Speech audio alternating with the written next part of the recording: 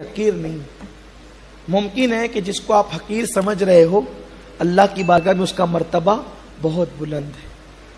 تو وہ موچی کو لوگ حقیر سمجھتے ہیں, جوتا سلنے والے. تو فرشتے کہہ رہے تھے کہ کسی کا حج قبول نہیں ہوا, لیکن بغداد میں فلاں موچی چپل سلنے والا رہتا ہے, اس کے صدقے میں اللہ نے سب کے حج کو قبول کر لیا. فی نفسی سب کا رد کیا اور اس کا قبول کر لیا اس کے صدقے, اور اللہ نے اس کو 5 لاکھ حج کا ثواب عطا فرمایا. پھر کسی فرشتے نے کہا لیکن کمال یہ ہے کہ وہ حج کو آیا ہی نہیں, جو نہیں آیا اس کے صدقے قبول ہوا, جو آئے ان کا رد ہوا, جو نہیں آیا اس کے صدقے قبول ہوا, اور اس کو 5 لاکھ حج کا ثواب ملا. عبداللہ ابن مبارک اٹھے, جو بقیہ ارکان تھے ادا کیے, دیگر سارے معاملات سے گزرے اور جلدی سے جلدی بغداد پہنچے. رہتے تھے بغداد میں. اب ایک بہت بڑا آدمی جو بغداد کا امام ہو, مقتدا ہو, پیشوا ہو, قائد ہو, اور ایک موچی جو چپل جوتے سلتا ہو, تو جب اس کے گھر وہ اتنا بڑا بغیر بلائے چلا جائے تو پھر کیا کہنے. وہ چلے گئے, سلام کیا. اس نے کہا کہ آپ عبداللہ ابن مبارک, دنیا آپ کو ملنے کے لیے آ رہی, آپ یہاں کیسے چلے آئے؟ بلکہ بعض لوگوں نے لکھا ہے کہ وہ اس خوشی میں گر گیا زمین پر, اسے خوشی برداشت نہیں ہوئی, زمین پہ گر گیا.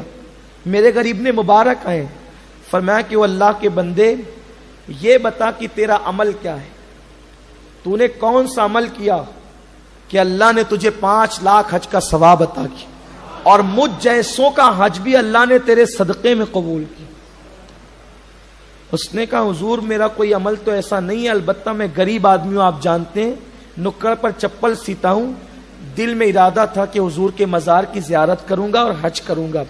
اس کے لیے برسوں سے تھوڑے تھوڑے پیسے جمع کیے, اور یہی ارادہ تھا کہ آپ کے ساتھ حج کو جاؤں گا.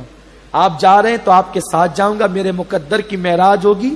اور قافلے کی تاریخ جب آئی تو اس سے 1 دن پہلے میں رات دیر گئے جاگ رہا تھا, سامان باندھ رہا تھا اور تیاری کر رہا تھا. میرے پڑوس سے گوشت کے بھوندنے کی بو آئی, تو میری بیوی نے کہا کہ بھوک لگتی ہے اور کتنی خوشبو آ رہی ہے گوشت کی, تھوڑا سا ذرا بازو سے مانگ کر لائیں میں کھا لوں.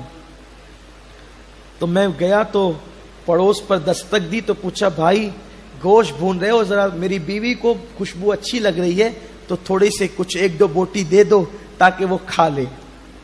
پڑوسی نے کہا بھائی یہ کھانا تیرے لیے حلال نہیں ہے, ہمارے لیے حلال ہے, جا تو ہم تجھے نہیں دیں گے. کہا یہ کیا بات ہوئی, کلمہ تم بھی پڑھتے ہو, کلمہ ہم بھی پڑھتے, مسلمان تم بھی ہو, مسلمان ہم بھی ہیں, پھر یہ کیا کہ ہمارے لیے حرام ہے تیرے لیے حلال. تو کہا کہ دیکھیے کئی دن سے میں اور میرے بچے بھوکے ہیں, اب جان جانے کے قریب لگتی ہے, اب برداشت نہیں ہوتا. تو میری بیٹی نے جو مرغی کچرے کی کنڈی پہ مری ہوئی مردار پڑی تھی وہ لے کر کے آئی ہے, اور اب اسی کے پر وغیرہ چھیل کر کے اس کو بنا کر کے ہم کھانے کی تیاری میں ہیں. تو چونکہ مردار جان بچانے کے لیے اس کی رخصت اور اجازت ہے, اور تمہارا پیٹ بھرا ہے تم کھا رہے ہو, تو اس لیے ہم تمہیں نہیں دے سکتے, ہمارے لیے حلال ہے تمہارے لیے نہیں.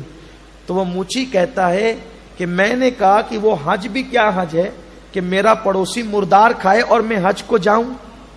تو وہ پوری رقم اٹھا کر حضور میری حج کی میں نے اپنے پڑوسی کو دے دیا, بھائی کو نہیں, بھتیجوں کو نہیں, بھانجوں کو نہیں, اپنے پڑوسی کو دے دیا. اور بس شاید اللہ کو یہی ادا پسند آ گئی کہ اللہ تعالیٰ نے مجھے 5 لاکھ حج کا ثواب عطا فرمایا. مسلمانوں بتائیں نا کہ یہ چیزیں صرف پڑھنے کی ہے, گزر جانے کی ہے, صرف سن کر کے نعرے لگانے کی ہے, اس پر ہمارا عمل کب ہوگا؟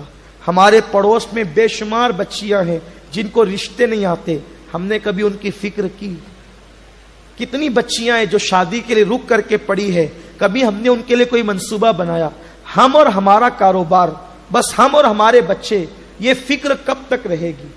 اسی لیے دنیا میں آئے تھے, اسی لیے دنیا میں آئے. دین تو یہ ہے کہ ایک جنگ کے موقع پر ایک مجاہد زمین پر گرا تڑپ رہا ہے, ایک بچی پانی کا مشکیزہ لے کر اس کے منہ کے قریب پہنچی اور پلانا چاہتی تھی کہ دوسرا مسلمان اس کے قریب گرا اور اس نے پانی پانی چلایا تو اس مسلمان نے کہا بیٹی مجھ سے زیادہ پیاس میرے اس بھائی کو ہے، جا پہلے اس کو پلا پھر مجھے پلانا۔